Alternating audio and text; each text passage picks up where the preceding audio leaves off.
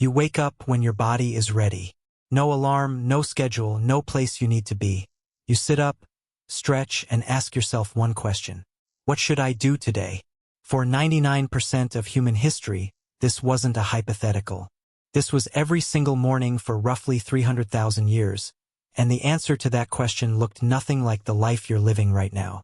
Modern humans spend about 90,000 hours of their lives working.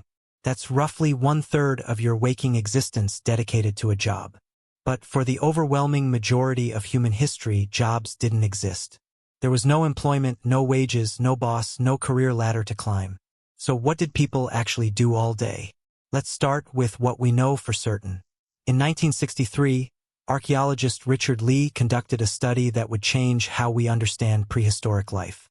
He tracked the daily activities of the Dobju/Hoansi people in Botswana, one of the few remaining groups still living in a way that resembles pre-agricultural human life. He found that adults spent about 2.5 days per week acquiring food. That's roughly 17 hours. The rest of the time, they did whatever they wanted. And here's the important part. This pattern shows up everywhere anthropologists look. The Hadza in Tanzania, the Aceh in Paraguay, the Martu in Australia. Completely different environments, different continents. Same result. About 15 to 20 hours per week spent on survival activities. For context, you probably work twice that. Now, some of you are thinking, but those are modern people. How do we know ancient humans lived the same way? Fair question. And the answer comes from bones. When archaeologists compare skeletons of ancient humans to early agricultural populations, the difference is dramatic. Farmers were shorter. Their bones show signs of nutritional deficiency. Their teeth were riddled with cavities from grain-heavy diets. They had arthritis in their spines from repetitive labor. And they died younger. Ancient human skeletons?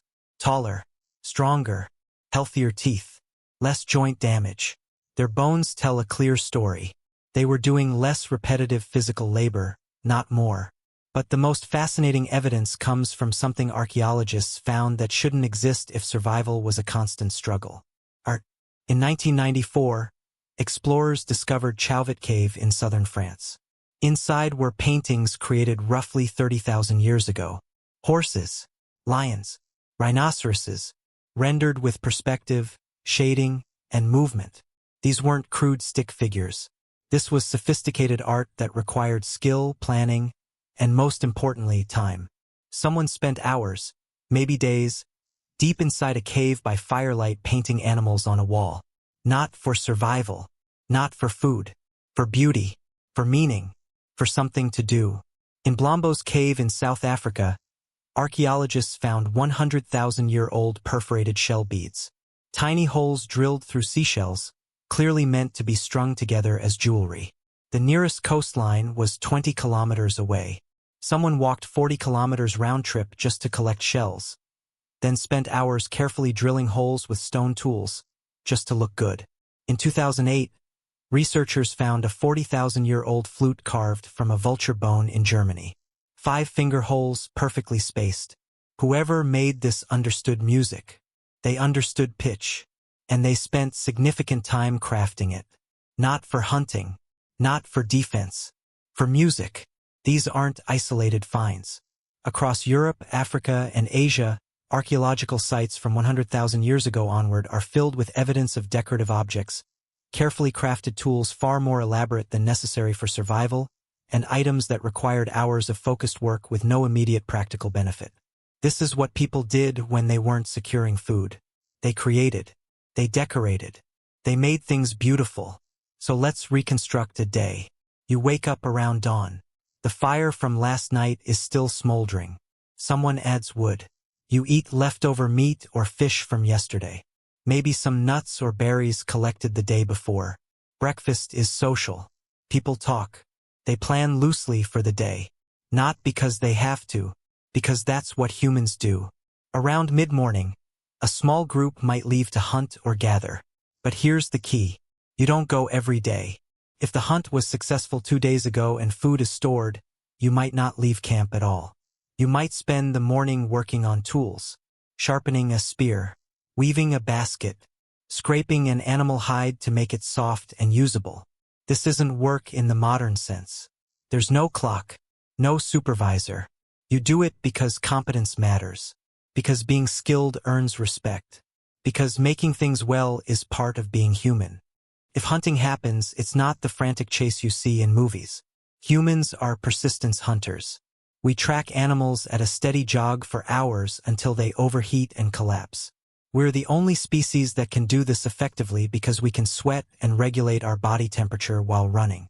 Most animals can't, so we outlast them. The hunt might take 3 to 6 hours, including travel. Then the animal is carried back and butchered. Everyone eats. And by early afternoon, the productive part of the day is essentially over. What happens next is what modern people find hardest to understand. Nothing and everything. People rest. They sit in the shade and talk. They play with children. They groom each other, picking through hair, reinforcing bonds. They make jewelry from shells or beads or animal teeth. They carve designs into bones or stones. They nap. Anthropologist James Sussman documented that among the Jew/Hoansi, adults spend roughly 6 hours per day in what he called social time.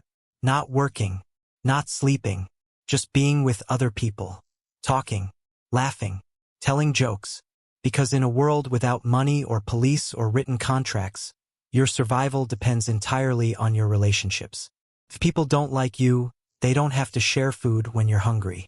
So you invest enormous amounts of time in those bonds. Not because it's productive, because it's how humans stay human. Then the sun sets, and this is when something remarkable happens. In 2014, anthropologist Polly Wiesner analyzed hundreds of hours of conversation recordings from the Jew/Hoansi.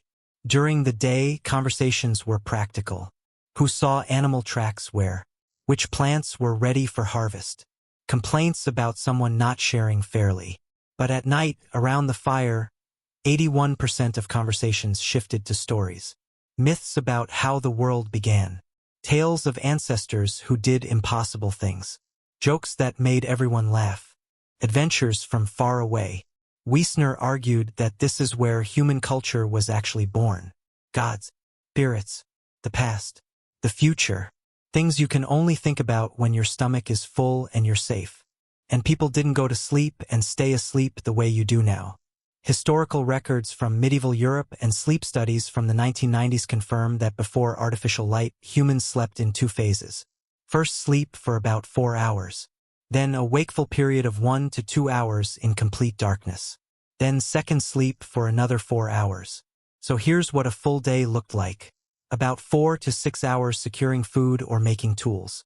About 6 hours in social interaction. Storytelling, grooming, playing. About 8 hours sleeping in 2 separate phases. And the rest? Sitting, watching clouds, doing nothing in particular. Existing without needing to justify your existence through productivity. Then about 10,000 years ago, something changed. Humans in the Fertile Crescent began planting seeds and domesticating animals. Agriculture. And agriculture is a trap. Once you start farming, you can feed more people. More people means you need more food. More food means more farming. Within a few generations, populations exploded and there was no going back. Because now there were too many mouths to survive by hunting and gathering. You were locked in, and farming required far more labor.